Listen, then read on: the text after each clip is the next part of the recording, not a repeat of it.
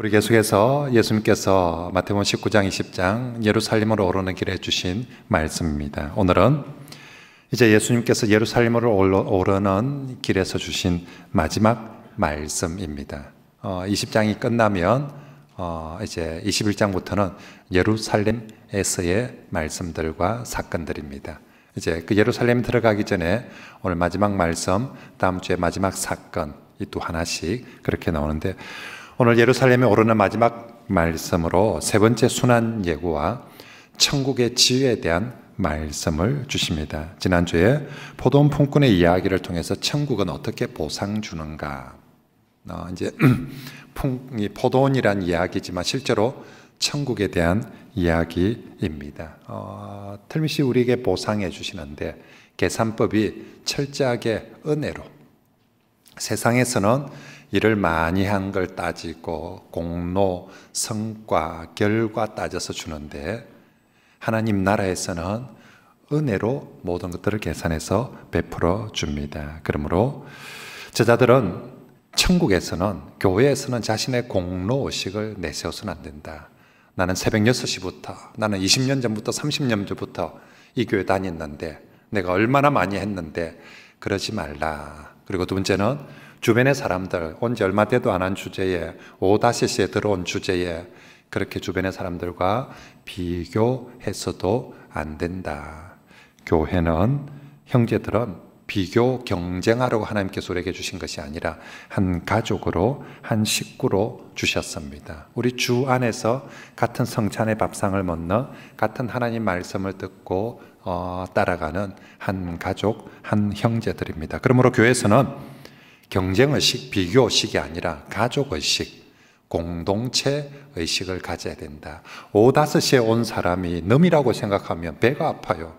억울해, 원망. 왜 5시 왔는데 1시간밖에 일을 안 했는데 한 데나리온을 주냐고 난리가 되겠지만, 5-5시에 온 사람이 누구다? 내 가족이다, 내 아들이다 생각하며 5시라도 온 게 얼마나 고맙습니까?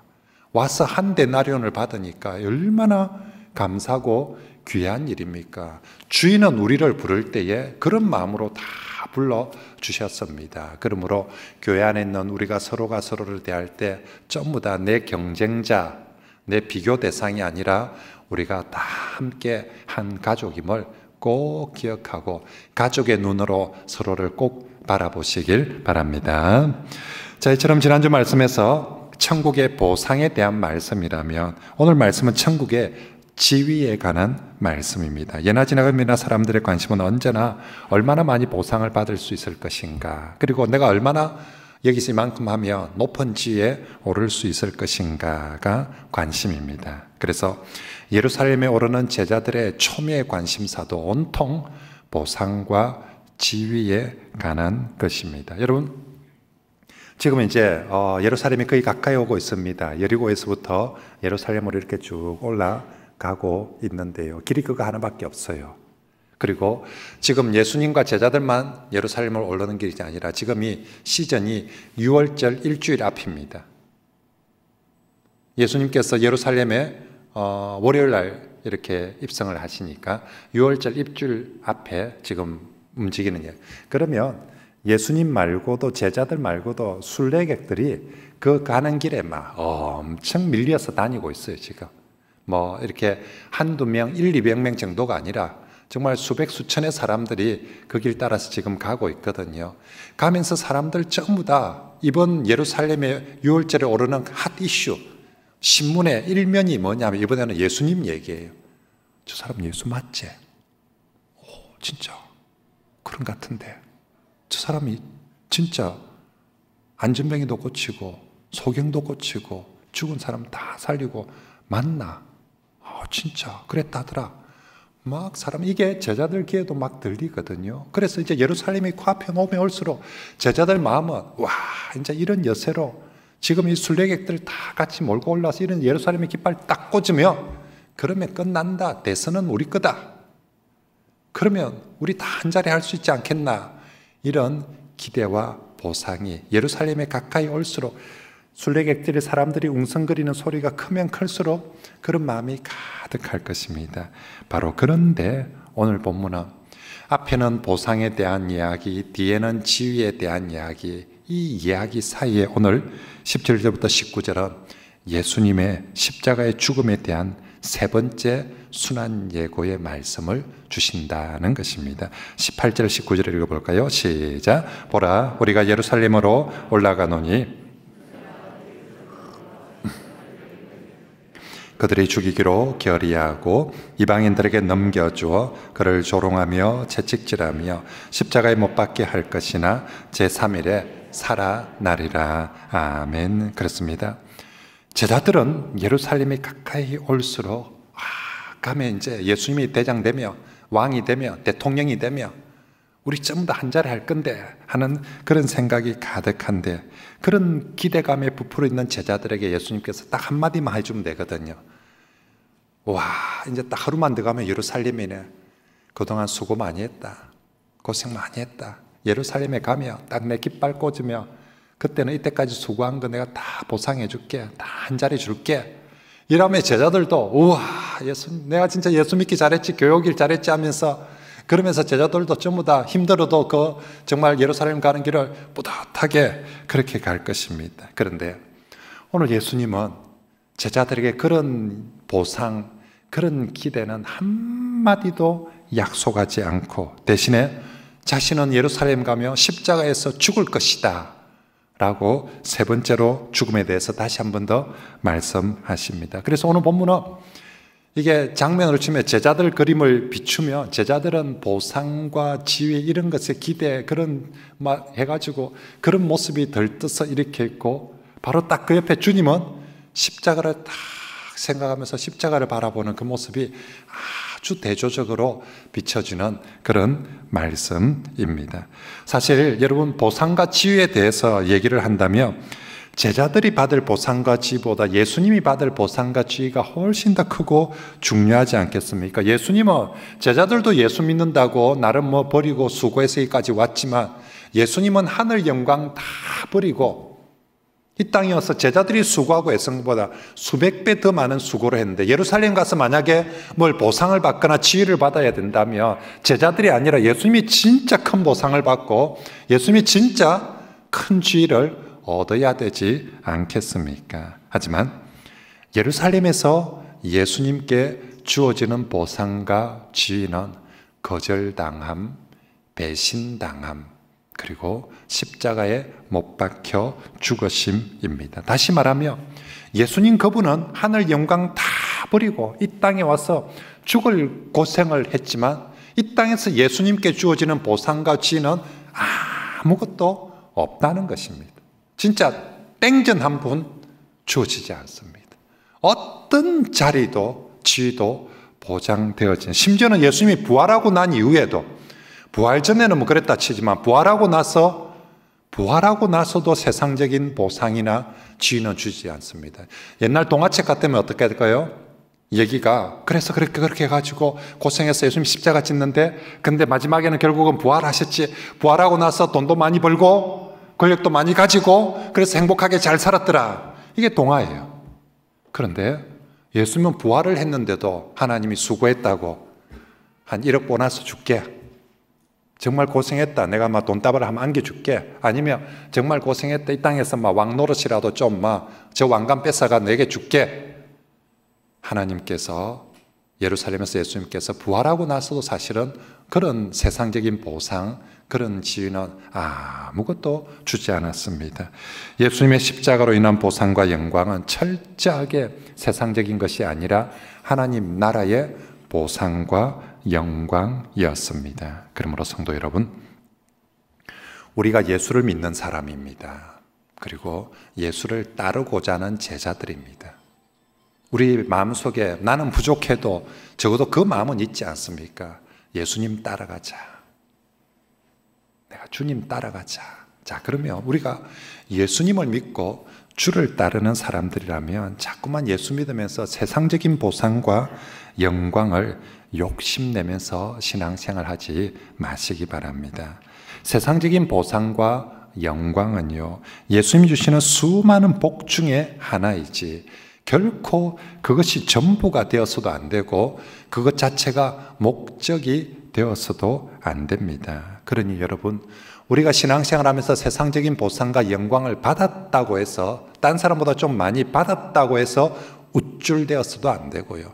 내가 다른 사람보다 세상적인 보상과 영광을 좀 못 받았다고 해서 마치 신앙생활 실패한 사람처럼 그렇게 기죽어서도 안 됩니다. 많이 받았다고 해서 그 사람이 신앙생활을 억수로 잘한 정표도 아니고요.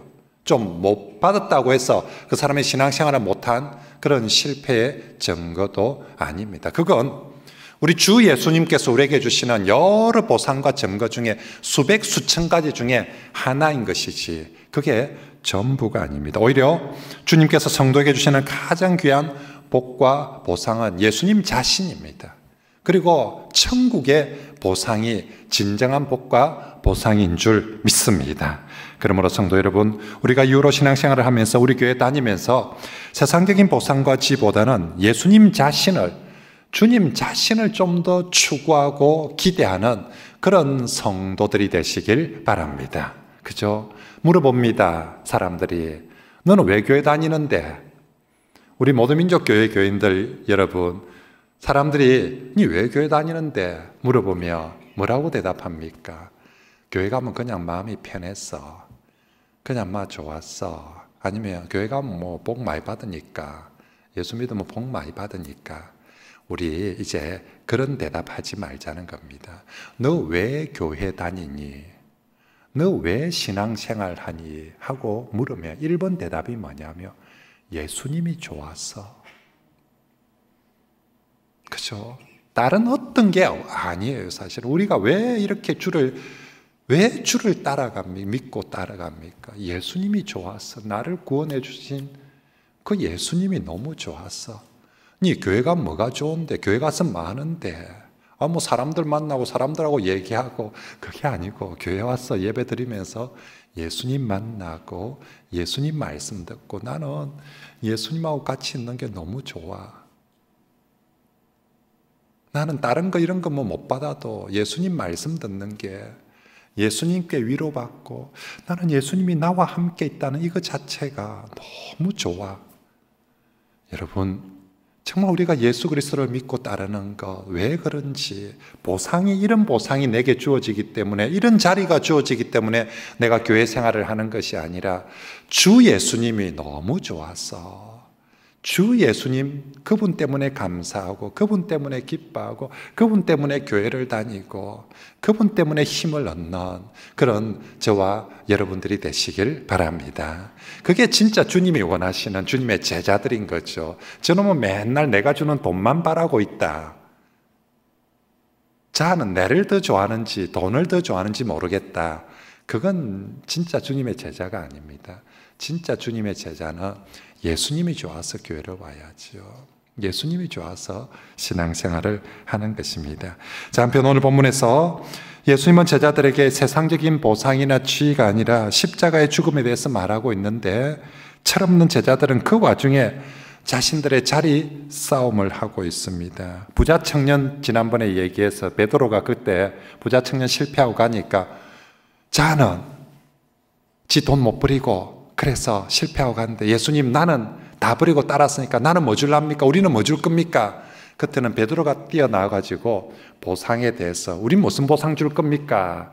라고 그렇게 끼어들었는데, 오늘은 야고보와 요한이 엄마까지 데리고 와서 더 높은 지위를 요구하고 있습니다. 우리는 어떤 예루살렘 가며 무슨 지위를 주겠습니까? 당연히 뭐 요한 저것만은 저거 아들 둘이를 오른쪽 왼쪽 좌우 정성 만들고 싶어서 20절과 21절 같이 읽어볼까요? 시작. 그때 세베대 아들의 어머니가 그 아들들을 데리고 예수께 와서 절하며 무엇을 구하니? 이르되 나의 두 아들을 주의 나라에서 하나는 주의 우편에 하나는 주의 좌편에 앉게 명하소서. 아멘. 참 인간은 이기적이고 또 자기 중심적입니다. 예수님 지금 뭐하러 간다 합니까?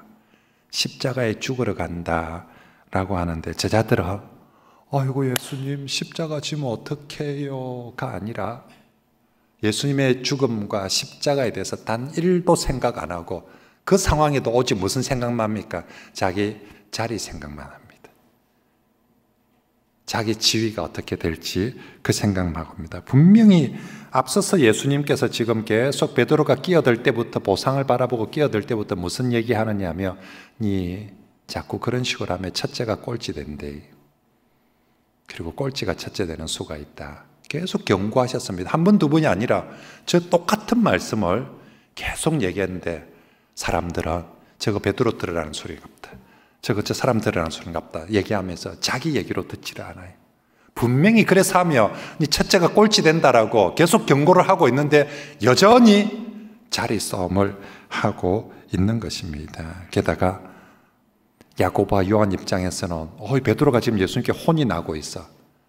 총괄 선대위원장에서 쫓겨날 것 같아. 베드로가 1등에서 반장에서 쫓겨나. 그러면 베드로 빠지면 당연히 내가 1번인지 우리가 1번인지 2번인지 우리 입으로 직접 말하려니 그렇고 엄마 데리고 와가지고 엄마가 좀 얘기해라면서 그래가지고 안 하다 엄마 데리고 와서 엄마가 절까지 하면서 베드로 빼고 우리 아들 1번 2번 시켜주이소 하면서 지금 그렇게 하고 있는 것입니다. 어쩌면 이 모습은 정말 인간의 이기적인 욕망을 단적으로 보여주고 있는 말씀입니다.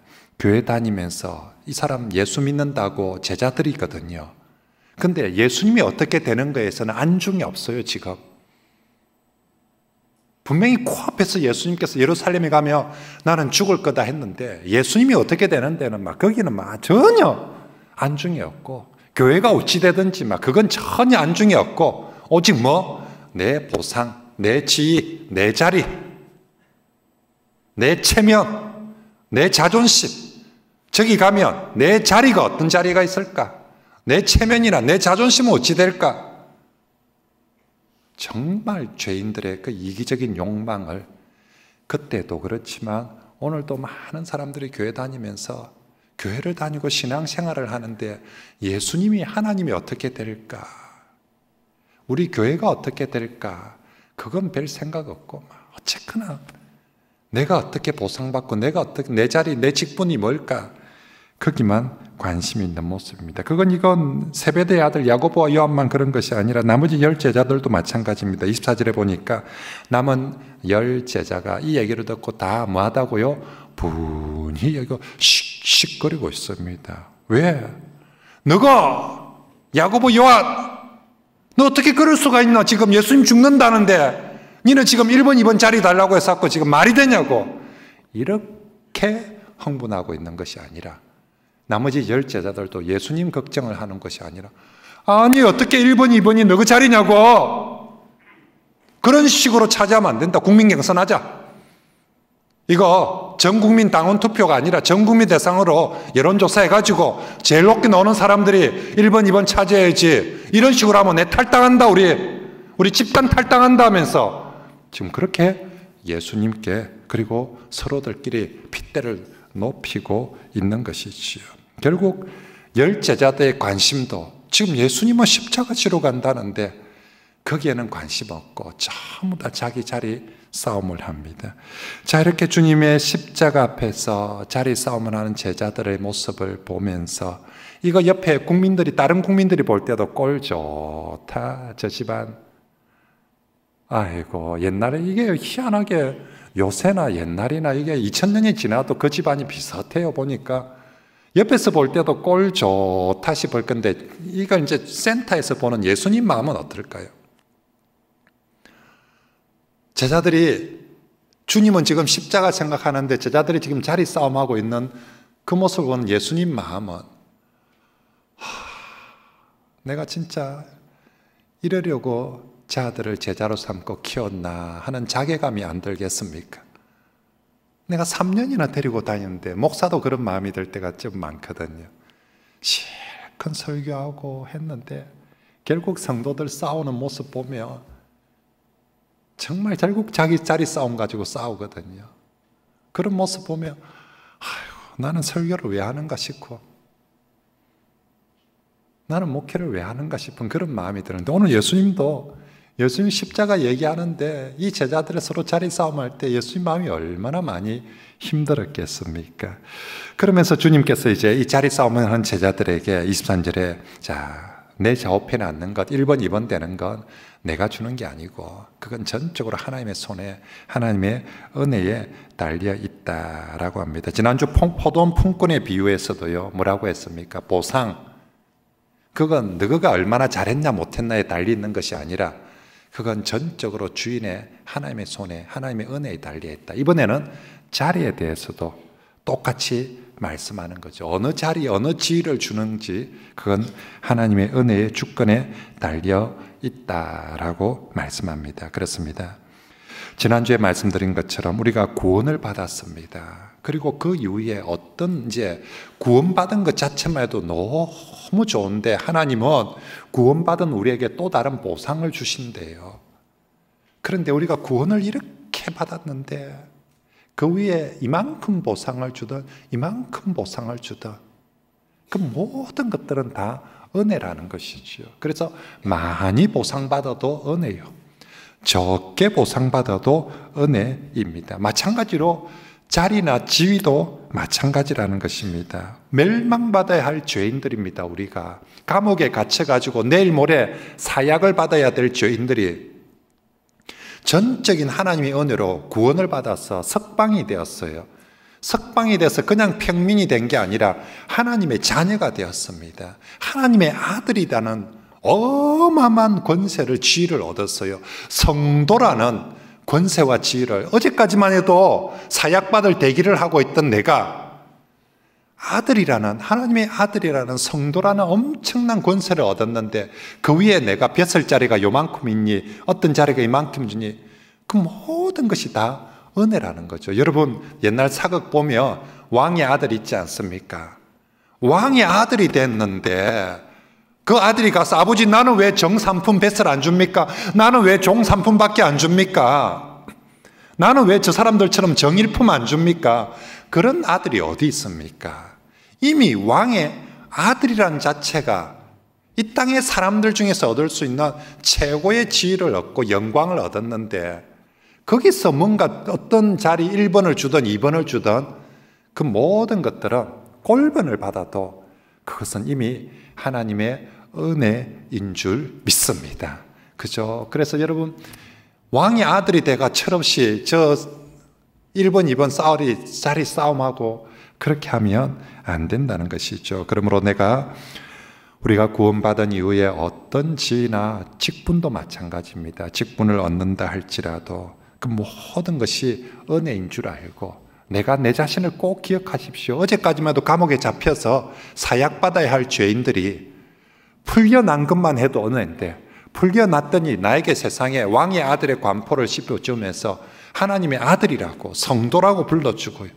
그런 내게 하나님께서 여전도의 회장을 맡기든 여전도의 해결을 맡기든 구역의 권찰을 맡기든 어떤 재직부서의 장을 맡기든 부원을 맡기든 그 모든 것들이 다 하나님의 은혜인 줄, 하나님의 주권적인 은혜인 줄 믿습니다. 그러므로 어디 가도 우리가 해야 될 건 뭐다? 감사해야죠.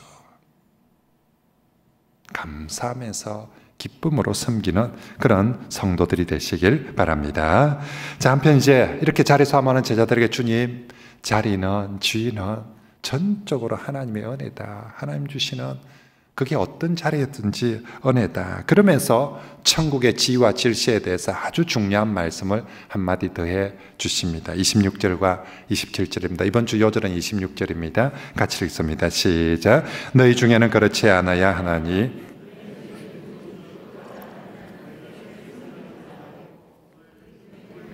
어떠미 되고자 하는 자는 너희의 종이 되어야 하리라. 아멘. 그렇습니다. 지난주에 천국의 계산법, 보상법은 세상과는 달랐어요. 세상은 많이 투자한 사람이 많이 받아가고 하여튼 성과가 많은 사람이 많이 받고 그랬습니다. 근데 천국에는 그러지 않았어요. 천국은 하나님의 은혜로 오다섯이 온 사람들에게도 베풀어 주는 게 그게 천국의 보상이었습니다. 이제 오늘 천국의 지위나 질서도 세상과는 다르다는 거죠. 세상은 빽 있고 권력 있고 이래가지고 올라가지만 천국은 철저하게 섬김으로 세상에서는 그래서 높은 사람이 군림을 하지만 천국에서는 섬기는 사람이 정말로 가장 높은 사람이다라고 말씀하는 거죠. 그래서 천국의 1번이 누구냐? 지금 계속해서 첫째 꼴찌 이런 얘기들을 하고 있는데, 천국에서 첫째는 그 사람이 어떤 지위나 어떤 직종을 가지고 있느냐가 아니라 누구든지 섬기는 사람이라며 그 사람이 천국에서는 뭐다? 첫째라는 것입니다. 하나님 보시기에는 최고라는 것입니다. 그런 의미에서 28절 말씀에 예수님은 자신도 많은 사람이다, 섬기는 사람이다. 나도 이 땅에 섬기러 왔고 실제로 섬긴다. 비록 메시아로 왔지만, 그리고 하나님의 아들이지만 예수님이 이 땅에 오셔서 가장 귀한 일은 섬기는 일이라 하셨습니다. 그러므로 우리의 주가 되시는 예수 그리스도, 그분이 섬기는 사람이고 그분이 섬기는 일을 기뻐하는데, 나는 자리 욕심만 내고 높은 자리 높은 지위만 올라가려고 생각하고 섬기지 않는다며 그게 무슨 주님의 제자고 주님을 믿는다 하겠습니까? 우리의 주가 섬기는 종인 것처럼 저와 여러분들도 예수 그리스도 닮아서 섬기는 종이 다 되시길 바랍니다. 특별히 여기서 섬긴다, 종이 된다는 것은 오늘 우리에게는 정말 제가 여러분들에게 섬기는 종이 됩시다 이러는데 기분 나쁠 사람이 아무도 없어요. 그래서 요새는 교회를 안 다녀도 이 표현을 빌어서 정치인들도 보며 세상에도 섬김의 리더십, 정말 우리나라 국민들 저 섬김의 리더십이라는 표현을 쓸 때 다 좋아합니다. 그런데 2000년 전에는 이 단어 자체가 너무너무 듣기 싫은 단어였어요. 사람들 중에 섬깁시다, 섬겨야 됩니다, 이거 좋아하는 사람이 그 시절에는 아무도 없습니다. 심지어 늘 섬겨야 되는 종들도 이 디아케네오라는 단어를 썼는데 종들도 이 단어 쓰기를 싫어했습니다. 당시 사람들에게 섬김은 열등한 사람들이 하는 것이고 가장 비천한 인간들이 하는 것이다라고 여겼습니다. 그런데 지금 주님은 세상에서 가장 낮고 천하게 여기는 그 섬김이, 세상에서는 섬김이 제일 낮고 천하게 여겨지는데 천국에서는 그게 가장 높고 존귀한 일이다라고 말씀하는 것입니다. 그러므로 성도 여러분, 오늘 우리 주 예수님의 말씀에 하면 우린 자꾸 내가 어떤 자리에 앉는가, 이게 억수로 중요하게 여깁니다. 내가 회장 자리에 앉느냐, 총무 자리에 앉느냐, 내가 재직부서도 장 자리에 앉느냐, 어느 부서에 어느 장 자리에 앉느냐 못 앉느냐, 이런 게 억수로 중요하게 여기는데 예수님은 어느 자리에 앉는가가 중요한 것이 아니라, 네가 1번 자리에 앉느냐 2번 자리에 앉느냐가 중요한 것이 아니라 그 자리에서 무슨 일을 하는가가 중요하다는 것입니다. 만약 여러분들이 1번의 자리에 서든 꼴번의 자리에 서든 회장의 자리에 서든 총무의 자리에 서든 또 때로는 교회에서 장로의 자리에 서든 권사의 자리에 서든 집사의 자리에 서든 어떤 자리에 서든 여러분이 정말로 섬김의 일을 한다면 그 사람은 천국에서 제일 큰 사람이 되는 것이고요. 여러분이 어떤 자리에서든지 그게 1번의 자리든 꼴번의 자리든 그 자리에서 섬기지 않고 군림한다며 주님 말씀하면 네가 뭐다? 꼴찌다는 것입니다. 세상은 이를 1번으로 여길지 몰라도 천국에서는 그럼 그게 꼴찌다. 어디 네가 그 자리에 앉았다고 군림하고 그렇게 하느냐고. 네가 어느 자리에 있든지 섬기는 사람이 된다며 언제나 네가 주님 보시기에는 첫째다라고 말씀하는 것입니다. 그리고 섬긴다는 것은 내 필요가 아니라 상대방의 필요를 채워주는 것입니다. 특별히 오늘 본문에서 강조하는 섬김은 하나님에 대한, 예수님이 지금 하나님 좀 더 잘 섬기라고 제자들 보고 이놈들아 좀 그래 되겠나라고, 제발 좀 하나님 좀 섬겨라고 주님께서 지금 그 말씀하는 것 아닙니다. 오늘 주님은 주변 사람들에 대해서 잘 섬기라고 그렇게 말씀하고 있습니다. 너희가 어느 자리에 있든지, 네가 1번의 자리든 꼴번의 자리든 네 곁에 틀림없이 네 공동체 안에 사람들이 있을 텐데 그 사람들을 잘 섬기는 것이 진정한 섬깁니다. 누군가가 만약에 하나님 자기는 잘 섬긴다고 하면서 주변의 사람들을 무시하고 섬기지 않는다, 그러면 깡이라는 거죠. 그게 무슨 섬김이냐? 진정한 섬김은 우리가 하나님을 당연히 섬기듯이 이제는 내 곁에 있는 사람들도 섬기는 것, 특히 가까이 공동체 내의 사람들, 저 멀리 있는 사람들, 아니라 공동체 내의 사람들을 잘 섬기는 그것이 진정한 섬김이다 라고 말합니다. 간혹 제가 우리 보면 우리 청년들 특히 목사님 욕하지는 마세요. 우리 여자 청년들 한 번씩 보면 모르는 사람들한테는 억수로 친절해요. 저희 딸들도 그래요. 보면은 이래가지고 너한테는 근데 저희 아버지한테는 그러니까 저거 집에 가까이 있는 사람들 또 교회에 같이 가까이 있는 참 사람 그런 사람들한테 네네 하면서 이러면 얼마나 좋겠어요. 생판 모르는 사람한테는 그죠? 진정한 섬김은요 생판 모르는 사람한테 가서 친절하게 이렇게 섬기고 하는 것이 아니라 정말 가까이 있는 우리 교회에서 우리 하나님 주신 제일 중요한 두 공동체가 가정 공동체, 교회 공동체 아닙니까? 그래서 가정에서 잘 섬겨야죠. 그리고 교회에서 잘 섬겨야 됩니다. 그러므로 여러분 교회 오실 때는 칼을 차고 들어오는 것이 아니라 정말로 예수님처럼 섬김의 수건을 허리에 두르고 들어오시길 바랍니다. 집에 들어갈 때도 칼자루 들고 들어가지 말고요. 집에 들어갈 때도 섬김의 수건을 두르고 들어가시길 바랍니다. 옛날 미국에서 서부 개척할 시에 남자들은 전부 다 총 차고 다니지 않습니까? 총잡이든 아니든 다 기본적으로 총을 차고 다녔습니다. 그런데 그 서부 개척 시대에도 다른 데는 다 총 차고 들어가도 교회 들어갈 때만큼은 다 총을 내려놓고 갔답니다. 그래도 교회에 가는데 어떻게 총을 들고 갈 수 있겠냐? 그래서 진짜 아무리 총잡이라도 적어도 교회 들어갈 때만큼은 다 총 내려놓고 갔습니다. 오늘 우리도 교회에 들어올 때는 또 가정에 들어갈 때는 상대방을 해치는 총칼을 들고 들어가서는 안 됩니다.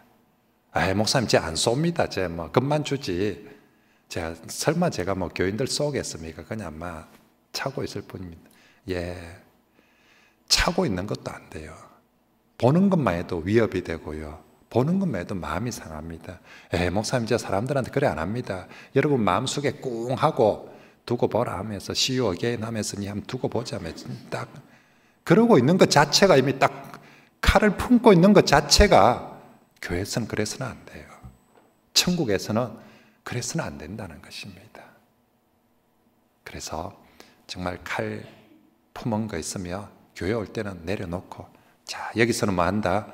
허리에 수건을 두르자.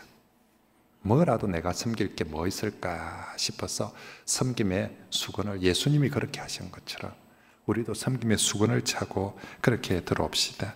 율법주의자들은요 남의 발에 더러움이 보이며 이걸 책망하고 지적합니다.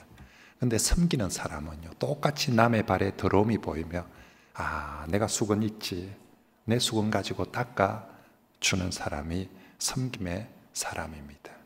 여러분 우리가 지금 마태복음 20장 말씀은 전부 다 이거 초신자들한테 하는 말이 아니라 교회 오래 다닌 사람들한테 주시는 말씀들입니다.